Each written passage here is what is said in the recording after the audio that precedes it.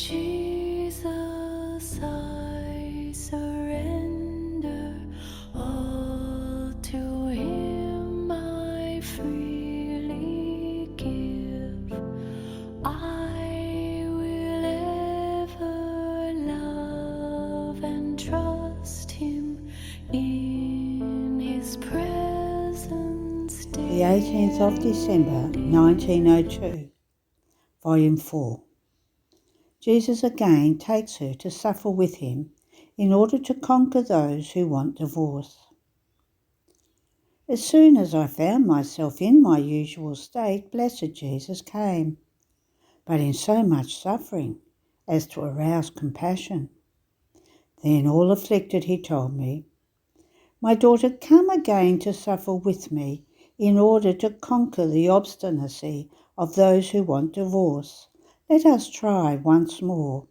You will always be ready to suffer what I want, won't you? Do you give me your consent?" And I, "Yes, Lord, do whatever you want." As soon as I said yes, Blessed Jesus laid himself within me as crucified, and since my nature was smaller than his, he stretched me so much as to make me reach his very person. Then he poured, very little, yes, but so bitter and full of sufferings, that not only did I feel the nails at the places of the crucifixion, but I felt my whole body as though pierced by many nails, in such a way that I felt all of myself being crushed. He left me in that position for a little while, and I found myself in the midst of demons, who on seeing me suffer like that said, "In the end, this damn one is going to win again, so that we don't make the law of divorce. Curse your existence.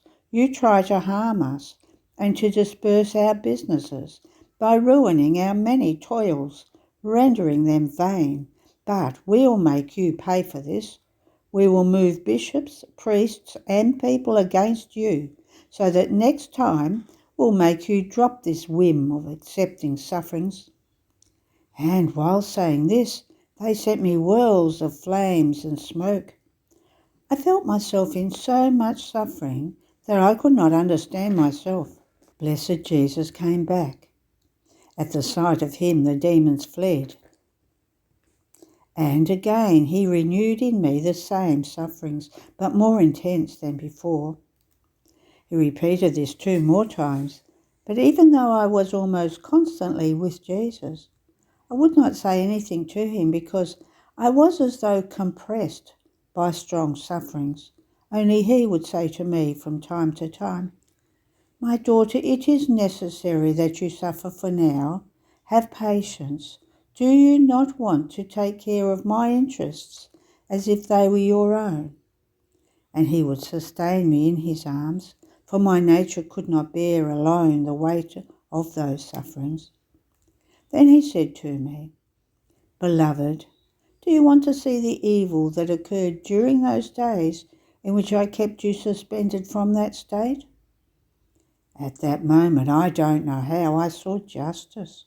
I could see it as full of light, of grace, of chastisements, and of darkness. And as many days as I had been suspended, so many were the streams of darkness that descended upon earth. Those who want to do evil and speak evil had become even more blind and had acquired strength to carry it out, turning against the church and against sacred people. I was surprised, and Jesus told me, "You thought it was nothing, so much so that you would not bother about it. But it was not so. Have you seen how much evil came about and how much strength the enemies acquired, to the point of managing to do what they had not been able to do during the time in which I had continuously kept you in this state?" After this he disappeared. End of the reading. The 18th of December 1920, Volume 12. Return of love and thanksgiving for all that God operated in the Celestial Mama. I was all afflicted without my Jesus. when, as I was praying, I felt him near me saying, "Ah, my daughter, things are getting worse. It will come like whirlwind to shake everything. It will rain as long as a whirlwind does, and it will end just as a whirlwind ends. The Italian government lacks the ground under its feet, and it does not know what to aim at. Justice of God." After this, I felt I was outside of myself, and I found myself together with my sweet Jesus, but clinging so tightly to him, and he to me, that I almost could not see his divine person. "I don't know how," I said. "My Jesus, while I am clinging to you, I want to prove to you my love, my gratitude, and everything which the creature has the duty to do, because you have created our Immaculate Queen Mama, the most beautiful one, the holiest, a portent of grace, enriching her with all gifts, and making her also our mother. And I do this in the name of creatures past, present, and future. I want to seize each act of creature, each word, thought, heartbeat, and step, and tell you in each one of them that I love you, I thank you, I bless you, I adore you, for all that you have done in your celestial Mama and mine." Jesus enjoyed my act, but so much that he said to me, "My daughter, I was anxiously awaiting this act of yours in the name of all generations. My justice and my love felt the need of this return, because great are the graces which descend upon all for having enriched my Mama so much, yet they never have a word of thank you to say to me." And the other day I was saying to my lovable Jesus, "Everything is over for me. Suffering, visits of Jesus, everything." And he immediately, "Have you perhaps stopped loving me or doing my will?" And I, "No, may this never be." And he, "If this is not, nothing is over." End of the reading. The 18th of December 1921, Volume 13. Peace is the springtime of the soul. I was feeling very oppressed and distressed because of the privation of my sweet Jesus. After one entire day of pain, late at night he came, and clinging to my neck with his arms, he told me, "My daughter, what is it? I see a mood and a shadow in you which render you dissimilar from me, and break the current of beatitude which has almost always existed between me and you. Everything is peace in me. Therefore I do not tolerate in you even one shadow which may shade your soul. Peace is the springtime of the soul. All virtues bloom, grow and smile, like plants and flowers at the rays of the sun in springtime, which dispose all things of nature to produce, each one, its own fruit. If it wasn't for the spring which shakes the plants from the torpor of cold with its enchanting smile, and clothes the earth with a flowery mantle that calls everyone to admire it with its sweet enchantment, the earth would be horrid and the plants would end up withering. So, peace is the divine smile which shakes the soul from any torpor. Like celestial springtime, it shakes the soul from the cold of passions, of weaknesses, of thoughtlessnesses, etc. And with its smile, it makes all flowers bloom, more than in a flowery field, and it makes all plants grow, through which the celestial farmer is pleased to stroll and pick the fruits to make of them his food. Therefore the peaceful soul is my garden in which I enjoy and amuse myself.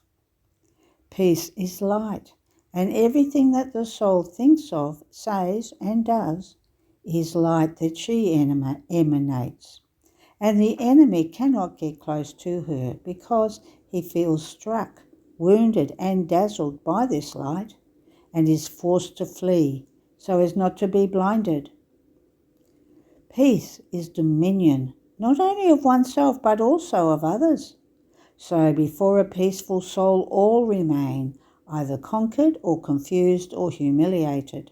Therefore they either let themselves be dominated, remaining as friends, or they leave confused, unable to sustain the dignity, imperturbability, the sweetness of a soul who possesses peace.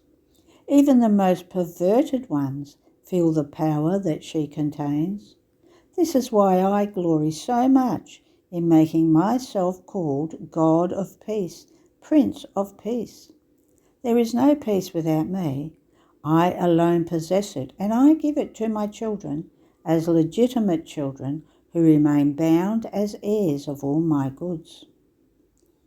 The world, creatures do not have this peace, and what is not possessed cannot be given. At the most they can give an apparent peace, which torments them inside, a false peace, which contains a poisonous sip within it.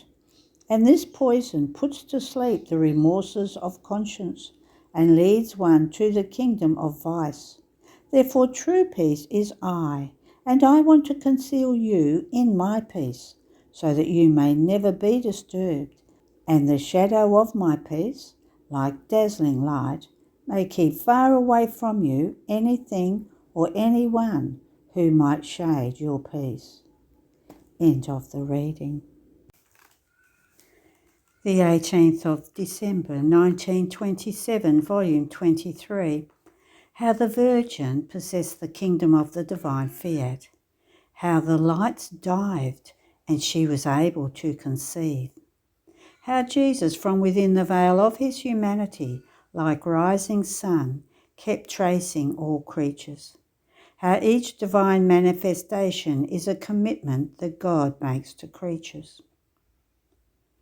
I was thinking about the great love of when my highest good, Jesus, incarnated himself in the womb of the height of the Sovereign Lady, and of how a creature, though holy and with no stain at all, could contain a God. And my always lovable Jesus, moving in my interior, told me, "My daughter, my celestial mamma possessed my will. She was so filled with it as to overflow with light, but so much that her waves of light rose up into the bosom of our divinity, and making herself the conqueror by the power of our divine volition that she possessed, she conquered the celestial Father, and captured the light of the Word into her light, and made him descend even into her womb, within the same light that she had formed by virtue of my divine will. I could never have descended from heaven had I not found our own light within her, our own will reigning in her. Had it not been so, it would have been like descending from the very first moment into a foreign house. But I was to descend into my house. I was to find the place into which to lower my light, my heaven, my countless joys. And the Sovereign Lady, by possessing my divine will, prepared for me this dwelling, this heaven, in nothing dissimilar from the celestial fatherland. Is perhaps not my will what forms the paradise of all the blessed? So, as the light of my fiat drew me into her womb and the light of the Word descended, the lights dived together, and the pure Virgin, Queen and Mother, with few drops of blood that she made flow from her burning heart, formed the veil of my humanity around the light of the Word, and enclosed it within it. But my light was immense, and while my divine mamma enclosed its sphere within the veil of my humanity that she formed for me, she could not contain the rays. They flowed outside, and more than sun, that at its rising from the height of its sphere spreads its rays over the earth, to trace the plants, the flowers, the sea, and all creatures, to give the effects that its light contains to all, and as though triumphant from the height of its sphere, it looks at the good it does, and at the life it infuses in each thing it invests, so did I, more than rising sun, from within the veil of my humanity. The rays that overflowed outside kept tracing all creatures to give my life and the good I had come to bring upon earth to each one of them. These rays from within my sphere pounded on each creature. They beat down strongly to tell them, "Open for me, take the life I have come to bring you." This sun of mine never sets and still continues to follow its course, spreading its rays, pounding and pounding on the hearts, on the wills, on the minds of creatures, over and over again, in order to give my life. But how many close the doors to me and reach the point of making fun of my light? But my love is so great that in spite of this, I do not draw back. I continue my continuous rising to give life to all creatures. After this, I was continuing my round in the divine volition, and my beloved Jesus added, "My daughter, each prophecy I gave to my prophets about my coming upon earth was like a commitment I made to creatures of my coming into their midst. And the prophets, by manifesting them, disposed the peoples to desire and to want a good so great. And these, in receiving these prophecies, received the deposit of the commitment. And as I kept manifesting the time and the place of my birth, I kept increasing the pledge of the commitment. So I am doing with the kingdom of my will. Each manifestation I make concerning my divine fiat is a commitment that I make. Each knowledge about it is one more pledge that I add. And if I make my commitments, it is a sign that just as the kingdom of redemption came, so will the kingdom of my will come. My words are lives that I issue from myself, and life must have its dwelling and produce its effects. Do you think that one more manifestation or one less is something trivial? It is one more commitment that a God makes, and our commitments cannot go lost. And the more commitments we make, the closer the time is to carry out our commitments and to place them all in safety.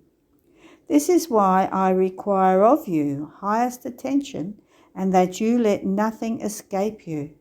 Otherwise you would let a divine commitment escape you, and this would carry some consequences. End of the reading. The 18th of December 1929, Volume 27, Ardour of Love. Specialities of the three ardours of love of our Lord. The devouring love and how it devoured all souls. Tears of baby Jesus. I was thinking about the incarnation of my sweet Jesus in the maternal womb of the celestial sovereign, and my sweet Jesus coming out of my interior clasped me in his arms with an unspeakable tenderness and told me, "My daughter, creation was ardour of love, and was so intense and great that overflowing from our divine being, it invested the whole universe and diffused everywhere.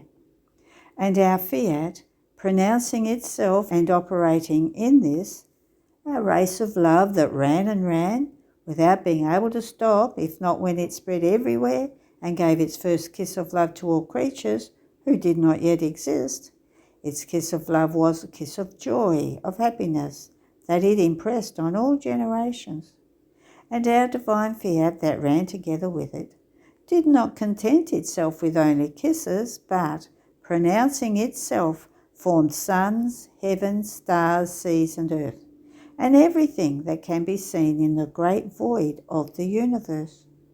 So the ardour of our love in creation was ardour of celebrating love, of happiness, of joy, with which we were to play with and delight all creatures. On the other hand, in incarnating myself in the maternal womb, our ardour of love, that as we could not contain it, overflowed from us and did the same race as in creation, was ardour of love, of tenderness, of compassion, of mercy. And it put at risk the life of a God in order to find man and give him its kisses of love, tender and compassionate, its kisses of forgiveness, and enclosing the life of all creatures within its sea of love, it gave them the kiss of life, laying down its life of love to give life to man. Our love reached the excess in the incarnation, because it was not as in creation, love that celebrates, that rejoices, but sorrowful love, suffering love, sacrifice love, that would give its life to make a prey of the life of man. But our love is not yet content. Place your hand upon my heart and feel how strongly it beats, to the point that I feel it explode.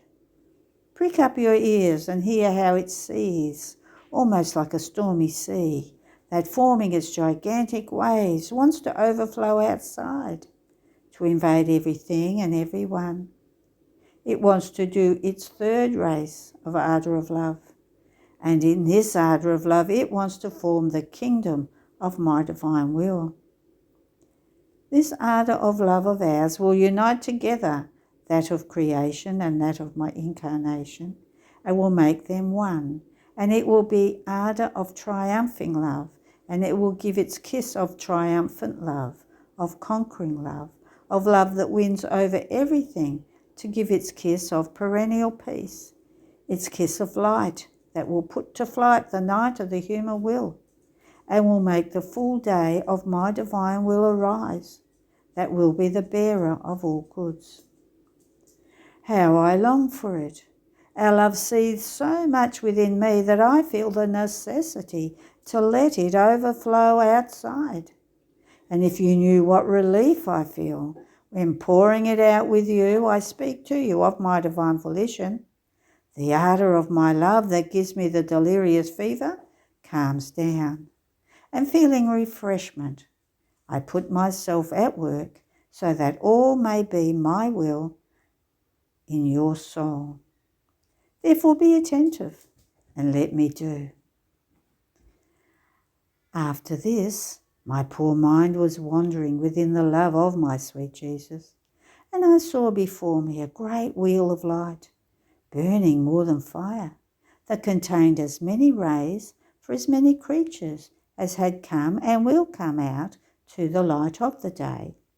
And these rays invested each creature, and with sweet enrapturing strength captured them into the centre of the great wheel of light, where there was Jesus, waiting for them from the womb of his love, in order to devour them, not to make them die, but to enclose them within his little humanity, so as to make them be reborn, grow, and to nourish them with his devouring flames, to give them new life, the life of all love. My little Jesus, just newly conceived, enclosed within himself the great birth of all generations, more than the tender mother who encloses the birth from herself to deliver it to the light, formed by his love, but with unheard of pains, and even with his death. Then my tender Jesus, in the middle of that chasm of flames, so very little, told me, "Look at me and listen to me. My daughter, in the middle of this chasm of flames, I breathe nothing but flames, and in my breath I feel that the flames of my devouring love bring me the breath of all creatures.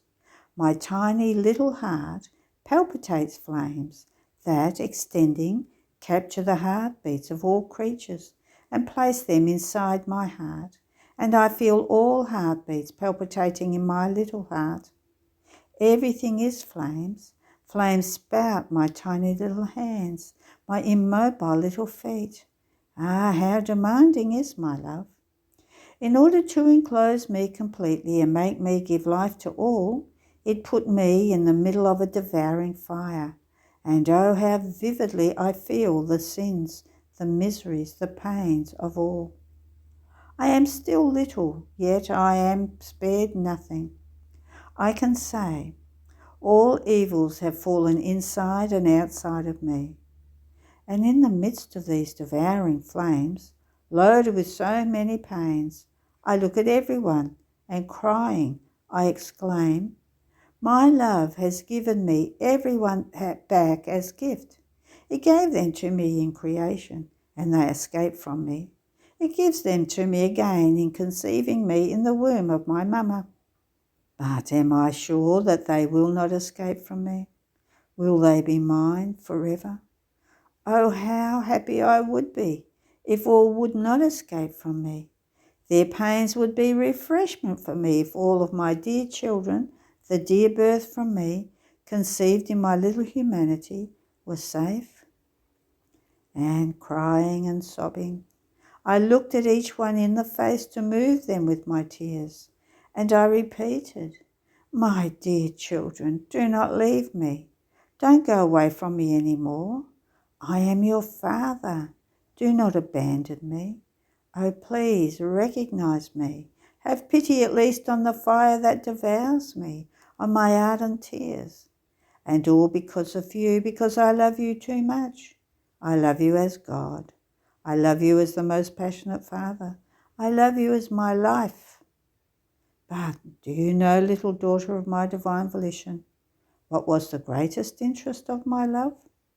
That of devouring in creatures their human will, because it is the origin of all evils. And in spite of all its devouring flames, it formed clouds, so as not to let itself be burned. Oh, what tortured me the most was the human will, that not only formed clouds, but formed the most sorrowful scenes in my very humanity. Therefore pray that my divine will be known and reign in it, and then will you be able to call me happy Jesus. Otherwise my tears will not cease. I will always have reason to cry over the lot of poor humanity, as it lies under the nightmare of its miserable will. End of the reading.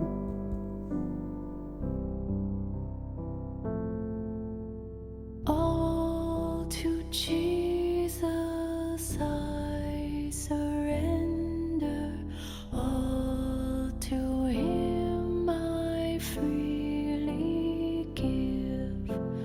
I will ever love and trust Him, in His presence daily live. I surrender all. I surrender all to Thee, my blessed Savior. I surrender all to Jesus I surrender, humbly at His feet I bow. Worldly pleasures all forsaken, take me, Jesus, take me The 18th now. of December, 1933, Volume 33, How the Creature Has Been Formed by God ab eterno, and loved with eternal love. The human will is the disorder of the works of her Creator.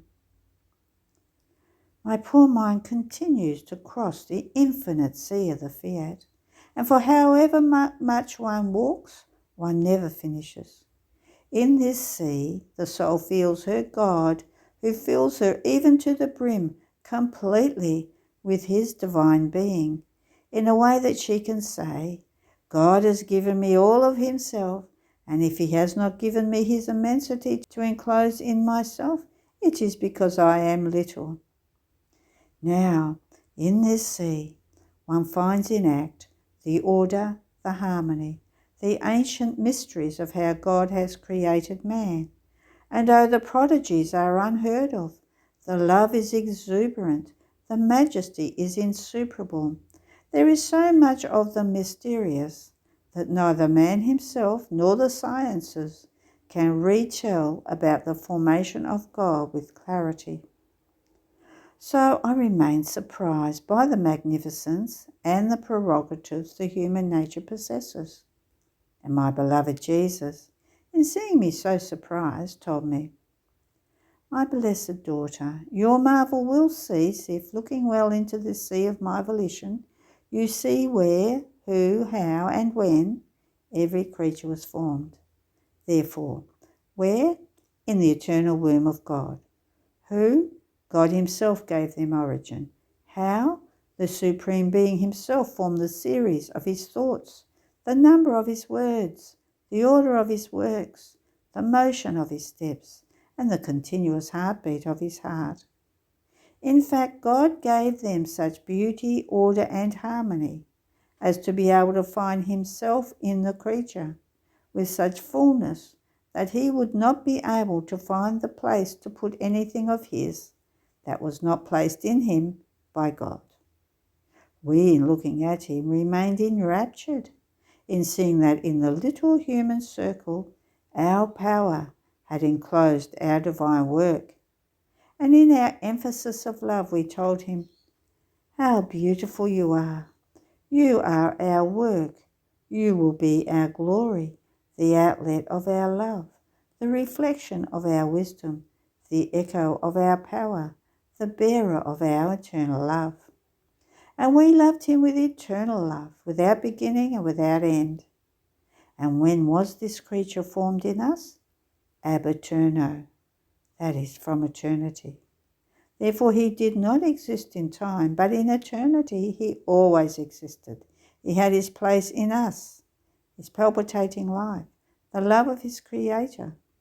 In fact, the creature has always been for us our ideal, the little space for where to develop our creative work, the support of our life, the vent of our eternal love. This is why humans do not understand so many things.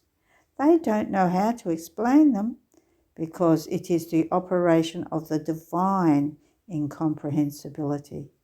They are our ancient celestial mysteries, our divine fibres, in which only we know the mysterious secrets, the keys that we must touch when we want to do new and unusual things in the creature. And since they do not know our secrets, nor can they understand our incomprehensible ways that we have placed in the human nature, they arrive at judging by their ways, and they do not know how to explain what we operate in the creature, while he, the creature, is obliged to bow his forehead before what he does not understand. Now, one who does not do our will places in disorder all our acts ordered ab eterno in the creature. Therefore he disfigures and forms the void of our divine acts, formed and ordered by us in the human creature. We loved ourselves in him, the series of our acts formed by our pure love, and placing him forth in time, we wanted him as concurring with what we had done.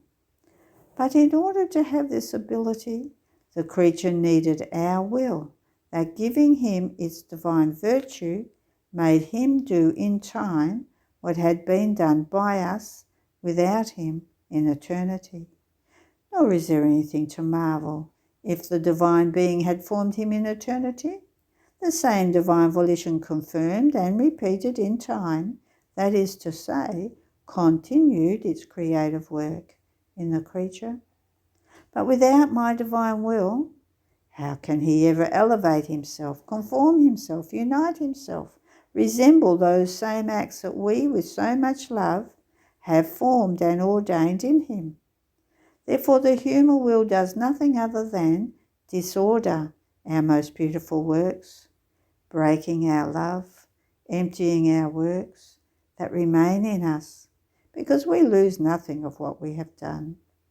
All the evil remains for the poor creature, because he feels the abyss of the divine void. His works are without strength and without light. His steps are wavering, his mind confused. In fact, without my will, he remains like a food without substance, like a paralysed body, like a ground without cultivation, like a tree without fruit, like a flower that sends forth a bad odour. Oh, if our divinity was subject to tears, we would mourn bitterly those who do not let themselves be dominated by our will. End of the reading. The 18th of December, 1937, Volume 35. All that is done in the divine will acquires life, and these lives swim and float in the seas of love of the divine volition. I am prey to the divine volition. It does nothing other than unleash seas of light and love from itself, but it seems unsatisfied until it sees its life of light and the little love of the creature being poured out of herself, meeting, kissing and loving each other with one love. Oh, how it celebrates, and in its emphasis of love says, "The life of my will is inside and outside of the creature. I possess her, she is all mine." And I was thinking, doesn't the little love of the creature disappear within the immense sea of the divine love? My adorable Jesus, returning to visit my little soul, as if inundated with his flames of love, told me, "Daughter of my will, each thing that the creature does, keeping my will as principle and life, no matter how small it might be, contains one divine life. Therefore, in the endless sea of my will and of my love, one can see many little lives of love and light swimming and floating, having taken their place inside our sea. Oh, how repaid we feel, because what she gave us in her little love is life of love, and what she gave us in doing her acts is life of light. They have been formed in the centre of the life of our fiat, which possesses the true life, and therefore lives are the things that come from it. My fiat creates them first, forming them within itself, then it puts them out, delivering them from its divine womb. Therefore each I love you possesses the life of love. Each adoration possesses the life of divine adoration. Each exercised virtue possesses one the life of divine goodness, one the wisdom, one the fortitude, one the power, one the sanctity. Since they are little lives that have received life from our life, they don't know how to be alone, so they run and come to continue their little lives inside our endless seas. Oh, how they love us! They may be small, but we know that the creature can only give us little things because the big ones, immensities, are ours. The creature doesn't even know where to put them if we were to give them, so it is necessary for them to take refuge in us. And we, seeing her in our seas, feel repaid with that love that we want from the creature. I remained thinking about what Jesus was saying, and he added, "Do you want to see it? To convince yourself of what I'm telling you?" In that moment, Jesus made me see his endless seas, investing heaven and earth, and the little love of the creature and all the rest done in his divine will, as many little but beautiful lives swimming inside these seas. Some remained on the surface to fix their gaze on their Creator. Some would run into his arms, one hugging him, another kissing him, another one was diving into the sea. In some they were doing 1,000 caresses and loving stratagems for the one from whom they had received life. The Supreme Being was looking at them, but with such love as to call the whole celestial court to celebrate together with him, saying to all, "Look at them, how beautiful they are.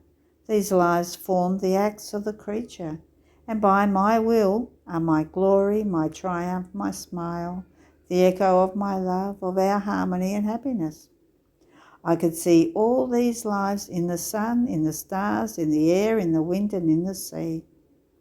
Each I love you was a life of love that was running to take its place of honour inside the divine seas. What enchantment, what beauties, how many unspeakable surprises.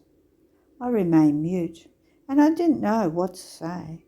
And Jesus, my daughter, did you see how many rare beauties of life my will can do? Its love and its jealousy are such that it keeps them inside its own sea. But that is not all, my daughter. I want to tell you another surprise. For the creature who lives in my will, one I love you does not wait for another, with a life of love contained in those prodigious I love yous. One runs ahead, one behind, one flies to take his place inside our endless sea. They compete among themselves. One runs faster, another wants to put itself ahead, another wants to be the first to throw itself in our arms, another one takes a jump far ahead to lock itself inside our divine womb.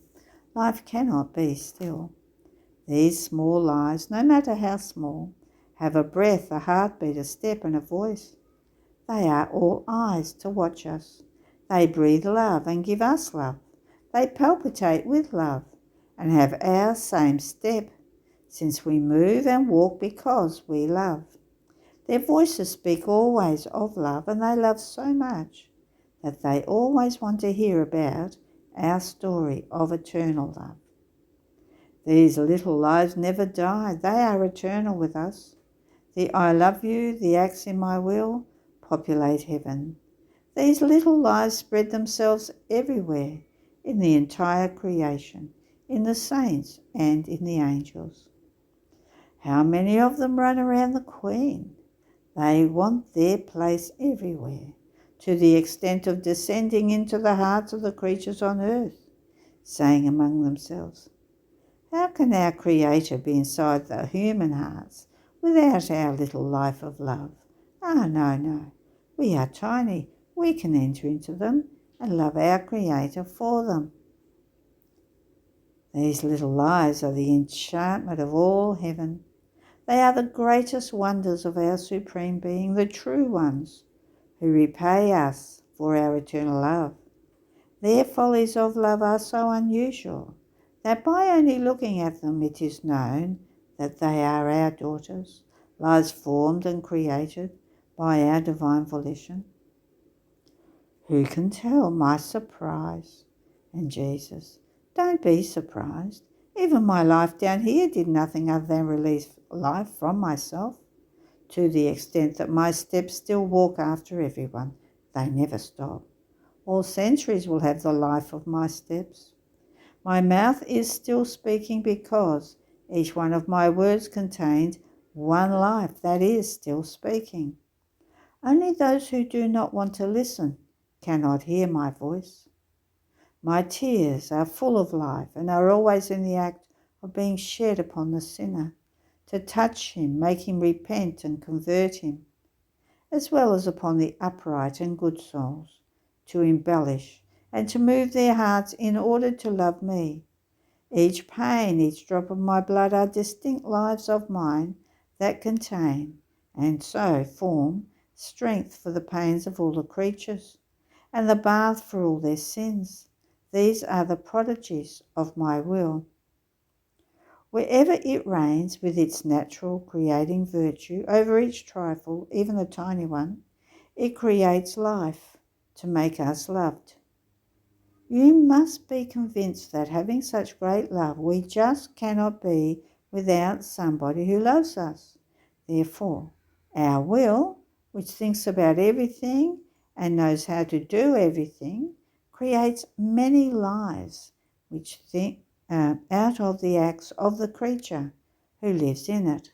It compensates for our love and renders less restless our anxiety of love and our eternal delirium for desire of love. Therefore, live always in our will, love always, and you will be the enchantment of all heaven and our perennial feast. and we will be yours. We will celebrate each other. End of the reading. The 18th of December, 1938, Volume 36. God does not give if the creature does not want to receive. Painful conditions when one doesn't live in the divine volition, the depository of the whole creation. Divine food, love. Conditions of God when creatures don't live in the divine volition, how they degenerate from His image. I'm always in the arms of the divine volition that makes me aware of everything, telling me, I have done everything for you, but I want you to recognize the excesses of my love.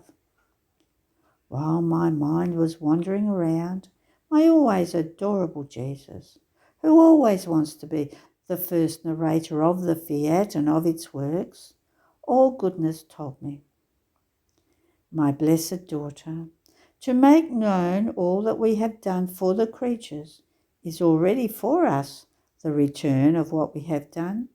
But who can we let know? The one who lives in our will, because our will gives the capacity to understand us and hearing to listen. It transforms the human will so that it wills what we want. We never give if the creature doesn't want to receive and doesn't know what we want to give. See then in what painful conditions they leave us by not living in our will. They turn us into the mute God. We cannot make known how much we love them and how much they should love us. One can say that the communications between heaven and earth remain severed. You must know that everything was created as a gift for the creatures. We made each created thing as the bearer of the gift and of the love that we placed inside that gift. Do you know why? Because the creature had nothing to give to us, and we loved her with great love and wanted her to have something to give us. If there's nothing to give, the correspondence ends. Friendship is broken. Love dies. So we provided the creature with many of our gifts as if they were her own, so that she could have something to give us. Therefore we make of the one who lives in our will the depository of the whole of creation. Oh, what a joy, what happiness for us when we see her using our gifts to love us and say, see how much I love you. I give you the sun to love you, and I love you with the same love with which you loved me in the sun. I give you the homage and the adoration of its light, the variety of its effects to love you, its continuous active light to spread myself everywhere. And I put my I love you in everything touched by its light. Then do you know what happens? We see the light of the sun, all its effects and all the places where that light penetrates, all studded with the I love you, the adoration, the tributes of the creature. And there is even more. The sun carries in triumph the love of the Creator and of the creature, so we feel united within it, with one single will and one single heart. And if the creature feels she wants to love us more, bravely she says, see how much I love you. But it's not enough. I want to love you more. So I enter into its inaccessible, immense, eternal light that never ends. From within that light I want to love you with your eternal love. You cannot comprehend our joy in seeing that she loves us not only in our gifts, but also in ourselves. Conquered by her love, we redouble the gift in return and abandon ourselves to her to be loved, not only in the way in which we love our works, but in the way we love within ourselves. All this to love her. In this way, she uses all created things to make for us new surprises of love in return for our gifts, to maintain the correspondence and to continuously say that she loves us. And we who do not know how to receive without giving, redouble our gifts. But the greatest gift is when we see her carried in the arms of our will. We feel so much attracted that we can't remain without speaking about our Supreme Being. Giving her an additional knowledge of what we are is the greatest gift we can give. It surpasses the whole creation. To know our works is a gift, but making our very self known is giving our own life. It is admitting her to our secrets. It is the Creator trusting the creature. To live in our will and to be loved is everything for us, more so since the love for ourselves forms our continuous food. Because His Son loves, my Heavenly Father generates unceasingly. And by generating me, He forms the love with which we feed ourselves. I am His Son, and I love with His same love. And the Holy Spirit proceeds.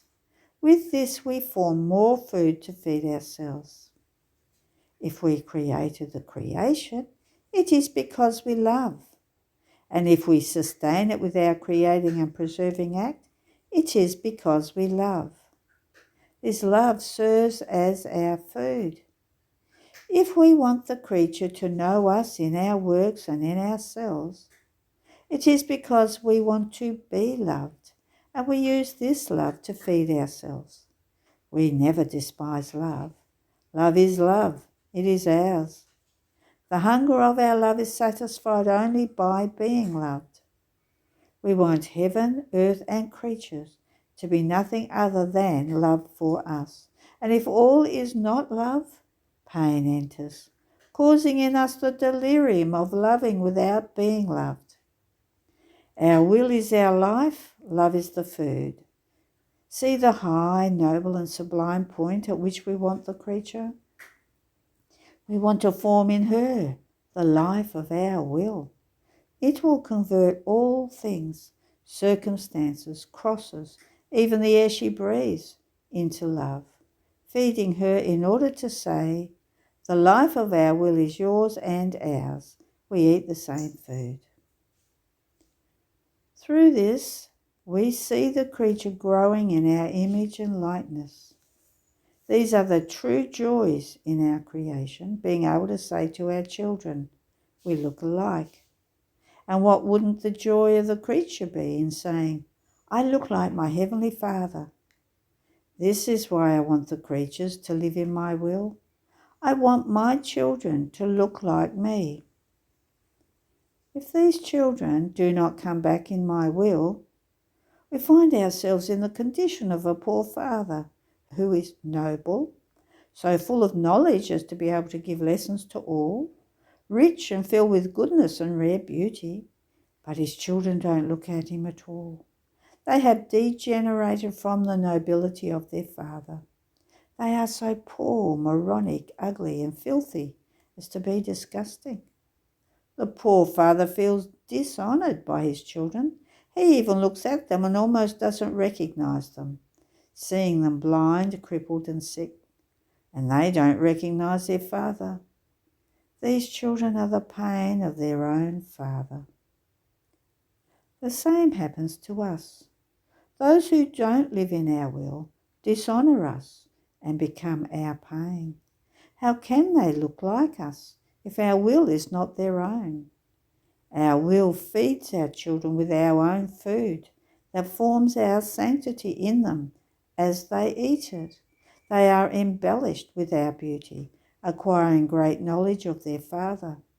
Our fiat speaks through its light and tells them many things about their Father until they fall in love with him, to the extent that they just cannot be without him. This makes them look like the Father. Daughter, without my will there is no one who can feed it, understand it, form it or grow it, as can children who look like us. Instead, they leave our house and do not know what we do, what we are, how much we love them, or what they need to do to be like us. Therefore, our image is far away from them. How can we ever look alike if they do not know us and if nobody talks to them about our divine being. End of the reading. There are no more readings today. Have a blessed day.